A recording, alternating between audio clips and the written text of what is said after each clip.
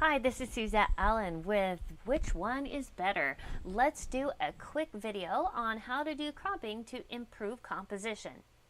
So Mr. Squirrel looks really cute here, but he's dead center and it's not good composition. So we're going to use the crop tool to make it better. I'm in Photoshop and I am going to go over here to the crop tool.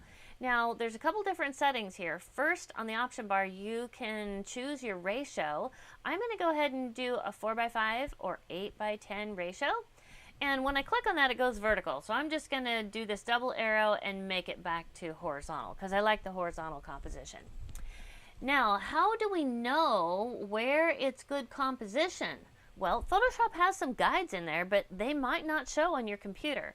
So when you go up here to the option bar, see where this little grid is? You can click the grid and go to always show overlay instead of never. So all you need to do is change that. Now, I want to go through all of these. Now notice this, cycle overlay is the O key and it'll cycle through all these. And then if there's an orientation, it's Shift O. So just to make a note of that, we're going to click always show overlay. There we go. So now when we hit O, we've got the rule of thirds, we've got the grid, we've got all these different options. Let's go to the rule of thirds, which is probably the most common. And let's adjust our crop. So that's better with Mr. Squirrel right there on the PowerPoints. That's a better composition. And I can be confident with that because of the grids. Now let's go through a few others and see how it lines up. That's pretty close to that one too. I could probably adjust it slightly. Let's go to the, oh there you go, that's perfectly lined up on the golden ratio.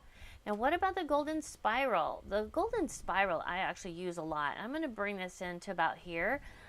But I want to rotate that around. Sometimes my subject's not in the upper right hand corner.